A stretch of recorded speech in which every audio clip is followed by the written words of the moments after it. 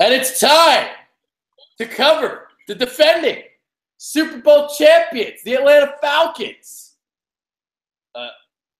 Oh, you're shaking your head, Brendan. It was 28-3, though. Yeah, that's great. What happened, Brendan? Tom Brady and bad play calling down the stretch happened. We're going to get into that bad play calling because I find it interesting because only five running plays after it was 28-3. But I want to get into Kyle Shanahan and the offense first. So they bring in Steve Sarkisian. Obviously, we know about the record-setting offense of last season. #1 in points scored. #1 in DVOA at Football Outsiders. #1 in touchdowns. #1 points per drive. #1 in everything. So how much of a hit are they going to take? Or are they just going to keep on humming? Well, I think it's actually a bigger hit than people realize. I mean, when you look at what when you look at what Shanahan was able to bring there, he really helped Matt Ryan elevate. I mean, last season, Matt Ryan had something like, I think it was like 17 more touchdowns, like 6 less interceptions. I mean, his stats took a massive improvement in 16 and 15. So to me, I think they actually do lose something. The big thing that I'm kind of curious about is what the Falcons really are so successful at, is they are one of the few teams in the NFL who prior to this upcoming season was almost exclusively an outside zone blocking team. They didn't run a lot of power blocking schemes, and that really fit their offense exceptionally well because you have the speed of Devontae Freeman and Coleman being able to be so successful as zone blocking backs, which is really great because it allows some deep, long play action boots, which of course is what allows Julio and Gabriel, who had a fantastic year last year. So I'm a little worried that if Stark comes in and he starts putting in more of a power run game, I don't know if the Falcons are going to be as successful. Yeah, the team has said that they're not going to overhaul the zone blocking scheme. Obviously, Freeman, you talked about that. He runs that exceptionally well. They're not going to change the passing attack. They're not going to change that aggressive mindset that they have. So that's what they say. But what's actually going to happen, we shall see. Yeah, I mean, you're 100% right, Adrian. I'll believe it when I see it. Honestly, I think it would be a very, very foolish thing for the Falcons to change anything offensively because they have showed everything has been successful. But that said, they did change the offensive play caller. Now, it wasn't necessarily by choice. Obviously Shanahan had the opportunity to become a first head coach his first head coaching job in the NFL. So, of course, he's going to take it. But I am curious to see how that change is going to be. Yeah. So Matt Ryan has been in the NFL now for 9 years. He's entering his 10th season. And last year was only the second time in his career that he threw for over 30 touchdowns. Obviously, last year, MVP season. That was the outlier. Maybe he repeats itself. I don't know. We'll see. But 4,944 yards, 38 touchdowns, 7 interceptions, 69.9% completion percentage. So absolutely outstanding. But again, it's like, all right, is he for real? Because I remember last year, all right, fantasy football draft, we had it at a bar, and Matt Ryan was sitting there in the last round. And I was like, why is Matt Ryan still on the board? I remember this. And it's amazing, the transformation. Because last year, he was like almost in that Joe Flacco, is he elite territory. And now all of a sudden, he's MVP. Well, I mean, when you add 17 touchdowns, he almost doubled his touchdowns last year than in 15. So, I mean, and people are like, oh, my gosh, what do you mean, you weren't drafted? Well, he only had 21 touchdowns in 2015. That's right there in the likes of Alex Smith, Joe Flacco, Ryan Tannehill range. And then last year he came out and put 38 on the board. So, I mean, it was a massive increase. Now, that said, Matt Ryan, when we look at it, I mean, he's always his 2015 year was actually his third worst in terms of total touchdowns. But it's hard to believe he's able to do anything but, at least stay above 28 moving forward. Yeah. So obviously you got the Kyle Shanahan offense down if he did what he did last year. So, all right, I put Matt Ryan in my top 5 of my quarterback rankings, but almost because of what he did last year. Now, prior to the season, last season, I think I had him at like number 11. So where would you put him? Where do you think he's at? Well, I mean, it's hard to say someone who just won the MVP isn't a top 5 quarterback. Now that said, the year before Cam Newton won the MVP, and I don't think either of us would say Cam Newton. I don't have him top 10 anymore. Right. So I think Matt Ryan, personally for me, I'd probably have him at 6, maybe just outside of the top 5, but he's right in that mix. I mean, the top 3 guys are really easy in my mind, and then you look at guys like Derek Carr. He's probably ahead of Matt Ryan, in my opinion. But honestly, there's a good group of guys right in that mix right there. Yeah. I put him at number 4, but it's like one of those things. I did it with Cam Newton last year, too. It's like he won the MVP, so I just went and did it. Do I actually believe it? Is he really the 4th best quarterback? I think number 6 is more realistic, so I like where he got him. All right. Let's talk about the Super Bowl hangover. Is there going to be a Super Bowl hangover in Atlanta? It happened in Carolina. They went from 15-1 to what, 7-9 last year? Mm-hmm, mm-hmm. Yeah, I mean, I think that the Falcons this year are going to finish at 10-6, and I say they finish at 10-6 because let me rattle off weeks 9 through 17. This is an unbelievably tough schedule towards the end of the year. Yeah. Week 9 at the Panthers.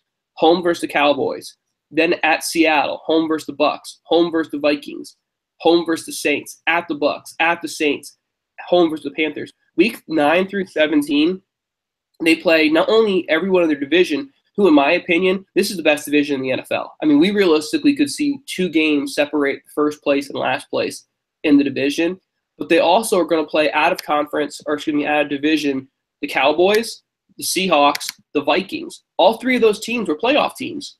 Yeah. So this is a rough stretch here for the Falcons to end the year. I think 10-6 is realistic for them. I think they're going to be a team fighting for a wild card. I don't think they're going to win the division this year. Talent-wise, they're every bit as good as just about any other team in the NFC. I think they're very, very talented, but the schedule is just not favorable for them. For me, it came down to Atlanta and Tampa Bay for the second wild card spot. And I reluctantly gave it to Atlanta. I really, really, really, really want to put Tampa Bay in the playoffs, but it just didn't happen. So Atlanta at 10-6. So that means I don't have Tampa Bay or Atlanta winning the South. Ooh, who could that be? Ooh, teaser alert. Yeah. So here's the thing too. The reason why Carolina had this huge Super Bowl hangover, they lost Josh Norman, and everybody feasted on their secondary. I don't think Atlanta has that kind of problem where they lost a player and it was, it's drastic to the point where it's going to really damage the team. Now, obviously, we've seen these Super Bowl hangovers, so we'll see. We'll see how if they start slow or something. Yeah, completely fair. I mean, the Falcons didn't really lose anyone this offseason. If anything, they got better. They did. And we'll talk more about those couple players I really think they improved, but I want to hold off until we get to those position by position conversations. Well, they did get better because the Super Bowl defense should we really call it Super Bowl defense, but it's getting better. And Dan Quinn is improving that defense.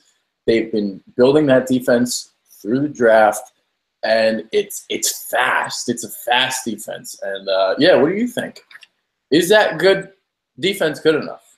Yes. Defense is absolutely good enough. I mean, they had the leader in sacks last year on the team in Vic Beasley. So what did they do? They went out and drafted another edge rusher opposite of him. So now they have Tack. They have Adrian Claiborne as another guy to kind of fight on positions there.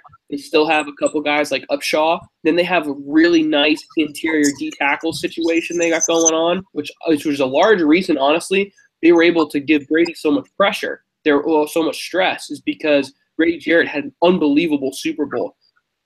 So they have a very good defensive line, probably one of the fastest, if not the fastest, linebacker crew. And then their DBs are very, very underrated, young, but very, very talented. Yeah, Deion Jones, really, really good linebacker. Devondre Campbell was starting for them. He was like a 4th or 5th round pick. Keanu Neal, the safety, is really, really good. Obviously, we'll get to position by position when we get there because they got a cornerback that might be the most underrated in the whole league. Who else they got? And you talk about Grady Jarrett. Grady Jarrett now entering his third season now, I believe, and he was a star at Clemson, so he had a great year. Everybody on this defense, it's like 3 years or less. They're going to be ascending very, very quickly, I think. I mean, it was just 2 years ago that this defense was like the worst in the league. Mm-hmm. And now they're fast, and Dan Quinn is building something very, very quickly. So without a doubt. They've been exceptional in the draft. So I think that's something you really got to highlight here because the Falcons didn't really – a lot of their defensive guys are guys they've drafted. There's not a lot of guys in their defensive unit who wasn't drafted by the Falcons. So they're hitting homers with the Falcons. They're hitting homers with their draft picks. They just got to win now because think about what Seattle's got going on. Seattle in the next 2 years is going to have guys like Richard Sherman, Earl Thomas. Their contracts are coming up. Cliff Avrill's contract's coming up. So Seattle was a team very similar. Drafted a lot of these players, paid them their first contract, the second contract. I don't know if Seattle's going to be able to do it. So what I'm saying here in the Falcons sense, they got to win early because when those players come up to renegotiate, the good news is you have great players. That's the good news. The bad news, they need big contracts, and you're probably not going to be able to pay all of them what real fair market value is going to be able to pay them. That's a great point. It really is. So, all right, we're going to go position by position now. Obviously, we talked pretty extensively about Matt Ryan. Is there anything else you needed to say about him, or we good?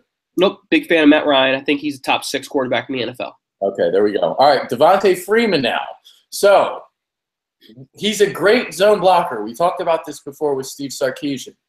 Don't be messing around with that offense. Yeah, I mean, they have 2 really good running backs who are great fits for the zone blocking scheme. Both of them have very good vision and burst. Coleman's a little heavier. He's a little more of the power back, but he's not like a LeGarrette Blount kind of guy. Both of them receive the ball really well in the backfield. Very, very good running back tandem. One of the best running back tandems in the NFL. And you look at Freeman. I mean, he's a slasher. He's got agility. He's got balance, and I think he's a guy that can take on like a workhorse type of workload, even though he doesn't. But I think, even though he's only 5'8", he's like very, very compact. I don't want to say he's built like Darren Sproles, but you know how Darren Sproles, he's not small. He's thick, and I think Freeman's got a little bit of that. Not wrong. I mean, Freeman is definitely a thick, compact running back. That's a fair way to kind of look at it. I don't think necessarily Freeman is a guy who's going to carry the rock as many times as some guys like Zeke or DeMarco Murray. I think those are guys. No, but at the same time, I mean, he still had 100 more carries than Coleman there. 227 was his final. So he is getting the ball a lot. But it's the fact that both of these guys are really identical. And what the Falcons did was they went back-to-back years with drafting running backs in the mid-rounds. They drafted Freeman out of Florida State. Next year, they drafted Coleman out of Indiana. So they knew what they were doing. They hit home runs on both of them. I'm a big fan of both of those guys. And that's why, really, if Freeman goes down, I don't think really we see that much of a drop-off in Coleman's production, really. All right. Julio Jones. Is he the best wide receiver in the NFL? I would say yes. I'm a big Julio fan. I think Julio really can do it all. The shame of this whole Super Bowl, really, Julio Jones had probably 2 of the best catches, and you're not going to remember him. Yeah, so I love Julio. Huge fan of what he can do. Anyone who can put up 300 yards on any defense, he's pretty talented. Yeah. Here's my only thing about Julio. He's got to score more touchdowns. I got him as the top wide receiver in the league, so he's number 1 in my notebook. Actually, I should probably go check to see where I got Devontae Freeman. I think I got him at like 6 or 7 or something like that. But Julio, he's only scored 10 or more touchdowns once in his career. For the best wide receiver in the league to do that, I would think he should find the end zone a little bit more. I mean, that's fair. I don't disagree with you, but here's my rebuttal. Do we really think Taylor Gabriel is going to put 6 touchdowns up again next year? No. That's just not realistic. So, I mean, when you're having a guy like Taylor Gabriel get 6 touchdowns, And a lot of his touchdowns are play action plays where the safety's flying right over the top of Julio Jones. So Matt Ryan is a great quarterback. So he says, okay, then I'm just going to hit my slot receiver and make him go 70 yards for a touchdown. I mean, Julio is a victim of having a lot of weapons around him. I mean, that said, I hear what you're saying, Adrian. You know, he certainly should have 10 touchdowns, but that doesn't knock it for me. He's still a top receiver in the NFL. Yeah, I mean, I have him as number one, but that's my nitpick with him. That's what it's always been. I mean, you Antonio Brown finds the end zone 10 or more times like each and every season, I believe. So, and Julio can't even 10 is his career high. Like he can't even get more than 10. So that's just the only thing. I mean, if people want to shit on what I just said, that's fine. I still got him as the number one receiver in the league. So, you know, some people don't like to hear the truth. All right, so the rest of their crew. So Mohamed Sanu, you talked about Taylor Gabriel.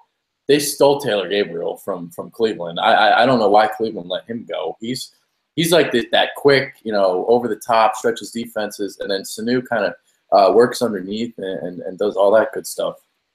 Yeah, I like Sanu. Honestly, he was one of those guys, and credit to the Bengals. They've done a really good job at kind of replacing the opposite receiver every year, aside of A.J. Green. So I like Sanu. I mean, he had about 60 receptions last year. I think his numbers are all going to go up. I think it's just not realistic for him to have 4 touchdowns and Tyler Gabriel to have 6. So I think Sanu's numbers are going to increase this year. Yeah, and then Austin Hooper too, the tight end. Yeah, Hooper's been a guy that we're hearing a lot about. He's having a really good offseason. So we'll see. I mean, Atlanta hasn't really had a real great tight end threat since Tony Gonzalez, which is a guy they got in the twilight of his career. Hooper certainly should grow into becoming a really good threat there. Yeah.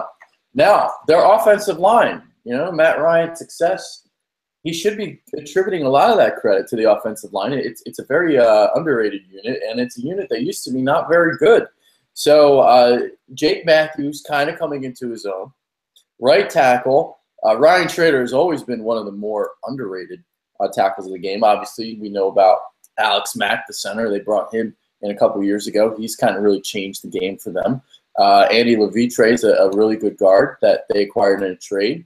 And Wes Schweitzer is their right guard. So overall, top to bottom, their O-line is probably top 10 in the league.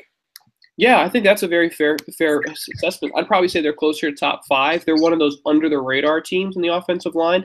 Now, I think what's interesting, I'm going to say this tongue-in-cheek, because last year actually was the second most sacks that Matt Ryan had. Now, that said, a lot of those sacks, when you go back and you watch film, a lot of it is on outside zone play action where the backside DN or backside outside linebacker didn't bite on the play action, and he had almost essentially a free sack just coming off the edge because the tackle's going away. So some of those sacks do lie a little bit. But honestly, once they signed Alex Mack, this Falcons offensive line took a massive jump. That was a great signing. To me, when I look at offensive line, the 2 most important positions is left tackle and center. And honestly, the Falcons have 2 of the better pairings in those positions in the NFL. So, yeah, I agree with you, Adrian. In that 5 to 10 range, probably offensive lines in the NFL. Very good unit. You know, it's interesting to say second most sacks. My initial instincts were, well, they're play actions. They run so deep, play actions, and they run a lot of them that, yeah, sure, you know, if the defense is full, you're going to get sacked. So that's my first instinct when you're saying that. All right, defensive line. So Vic Beasley, why was he able to make such a jump from year 1 to year 2? From 4 sacks to 19 he had? Yeah. I mean, when we saw Vic Beasley's jump, I think it's a large reason because we saw Grady Jarrett improve. I mean, I think that's the thing that I look when I look at the Falcons. Their defensive line, I don't think there's another defensive coordinator who left his former team was able to resemble his previous team better than what Dan Quinn's done. Everything that Seattle does or Seattle has is really exactly what also Atlanta has. So when I look at the defensive line, I love it up and down. I really do. Obviously, we know what Vic Beasley is, led the league in sacks last year. Awesome. Then they have Grady Jarrett, who had an unbelievable Super Bowl. Probably another guy who, unfortunately, we're not going to remember how good his Super Bowl was because it was unbelievable. Especially when you play elite quarterbacks like Brady and Breeze. The interior, those are the guys who really got to generate the pressure because we're seeing so much quick game now. We're seeing so much 3-step drop, get the ball out. So if you get that guard jammed back into your lap as a quarterback, that's what you hate. So Grady Jarrett, awesome. A very underrated signing was they signed on Perry Poe on a 1-year show-me deal. Pretty much said, hey, look, we understand you're coming off the worst year of your career last year in Kansas City. Come here, play for 1 year, and let's see what you do. Now, in Kansas City, he was playing in that 3-4. He's now coming to a 4-3 where you can play a 3 or 2 tech. So I think Poe is in for a big upside year. And then opposite defensive end, we have either Claiborne, Upshaw, or the guy they just drafted out of UCLA and Tack McKinley. So there's a lot of pressure guys on the outside there. I'm a big fan of what Atlanta has here. They still have Brooks Reed at DM, or are they moving back to Brooks Reed's still there as well, yes. But what's happening is Vic Beasley technically is standing up as an outside linebacker more often than down as a D end. But in third and long, because they have so much scheme versatility, they can drop him in at one of the defensive ends and bring in another safety or bring in another outside linebacker to play. Yeah, because Reed was a guy, I remember he was a good linebacker at Houston. And then he moved over to Atlanta. I believe they may have even started him at D tackle before ultimately moving him to D end. And he's been he doesn't get after the quarterback per se, but I think he does a solid job of like setting the edge in the run game and stuff like that. So there's that. All right, moving on to linebackers. We kind of talked about him a little bit before. Vic Beasley. Actually, here, since you're the football expert, I want you to talk about that. So Vic Beasley, they got him lined up as a linebacker and a DM. What are they doing with him in Atlanta? Well, what they're trying to do is they're trying to get Vic in space and trying to get him able to make plays in space. So with them moving to the 4-3, what they're trying to do is get the most athletic, speediest linebackers on the field at the time. So they're letting those 4 down linemen really get pressure. And then when they get into third and obvious passing situations, they can drop Vic in. Now, Vic is certainly talented enough to do both. His weight isn't really a concern to be a first and second down D end. He certainly can do it, but he has the ability to stand up. So why not also let him do that? So you have them one outside backer. Then you look inside, all right, and they had probably one of the biggest steals in the draft last year in Jones in the inside backer position. Now, I mean, he had 2 defensive touchdowns as a rookie. That's pretty darn impressive, and his speed is unbelievable. Now, the opposite outside linebacker was Campbell. But what they did is they drafted Duke Riley out of LSU to get even more speed in the linebacker unit there. So, you have 3 really, really speedy outside linebackers there. Big fan of what they're doing here. And what I love is because they're playing in the 4-3 and they have 2 pretty darn good D tackles, these 3 outside linebackers, they're able to run free a lot.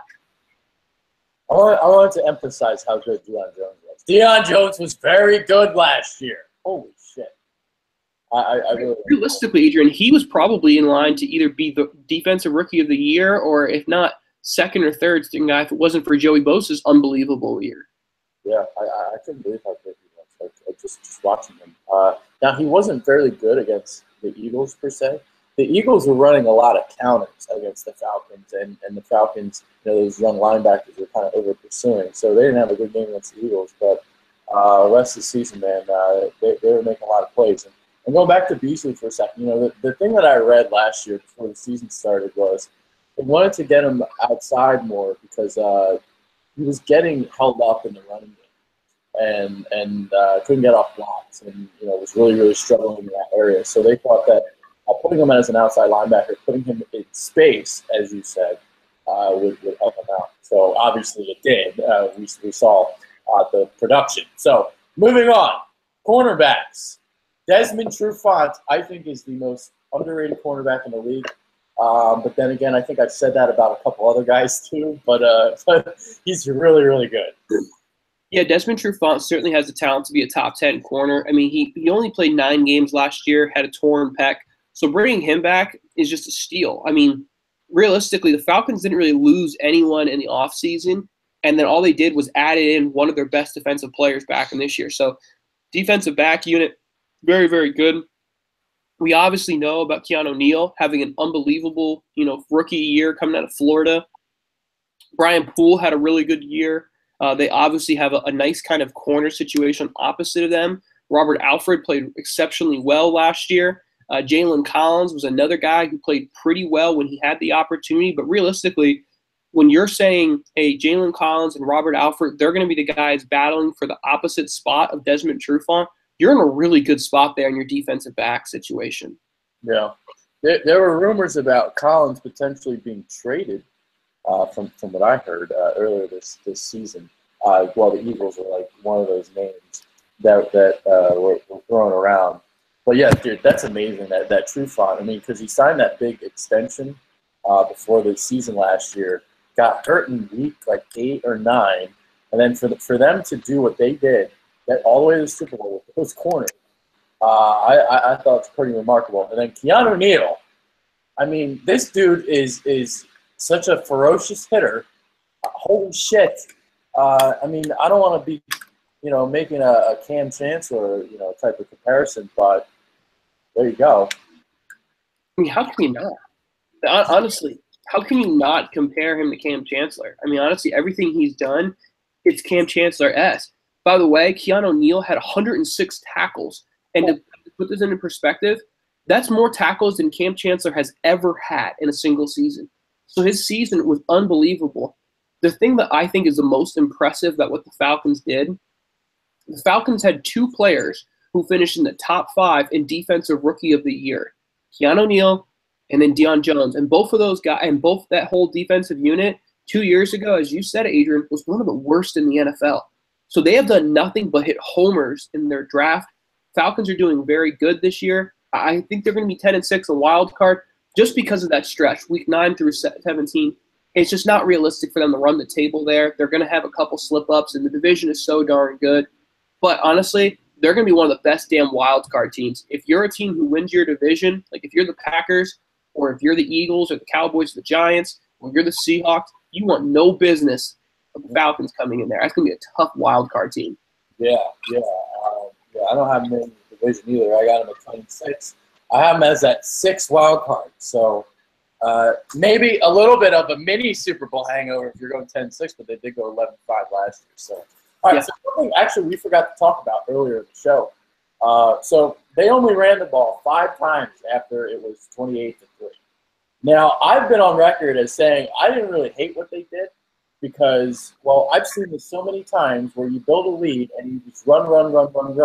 You go 3 and out, 3 and out, 3 and out, 3 and out, 3 and out, and you lose anyway. So we see a situation here where you went against the grain, it didn't work, so you still get blamed for it. The way I look at it is this: Matt Ryan completed like 70% of his passes. I didn't mind the continued aggressive mindset of playing the Patriots. It just didn't work out for you. Well, I think that if you kind of think about things in a prism and you don't think about anything outside, and I told you, you can either have the ball in the hands of the NFL MVP, or you could have the ball in the hands of a very good another player but wasn't the same level.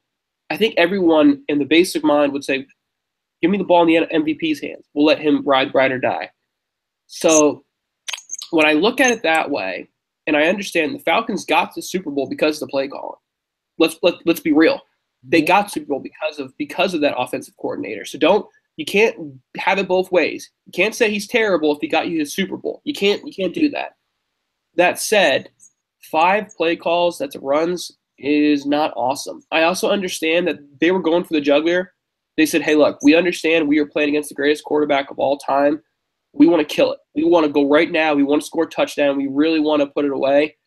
And you swing and a miss, and then all of a sudden Goliath gets back up off the mat and knocks you out. So I understand both sides of it. I would have rather them run the ball a little more.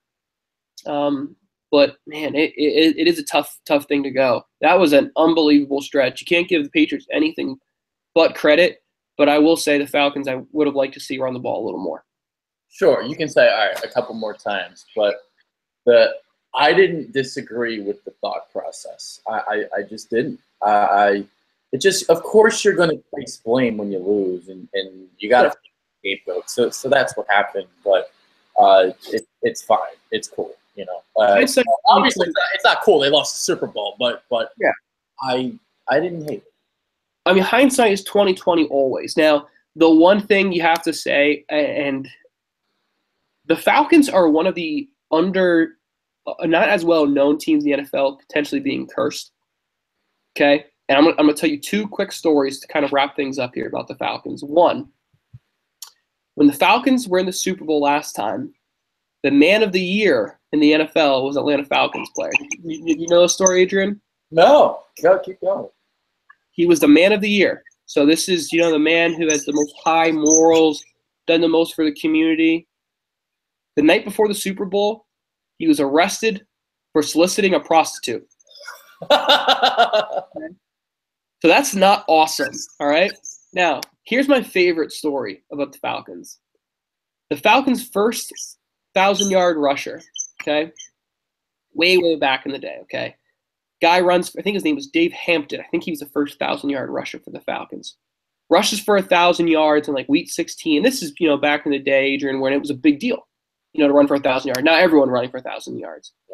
But this is probably like in the 70s, let's say. Runs for 1,000 yards, and, like most people do, or most teams do. Runs for 1,000 yards. They stop the game.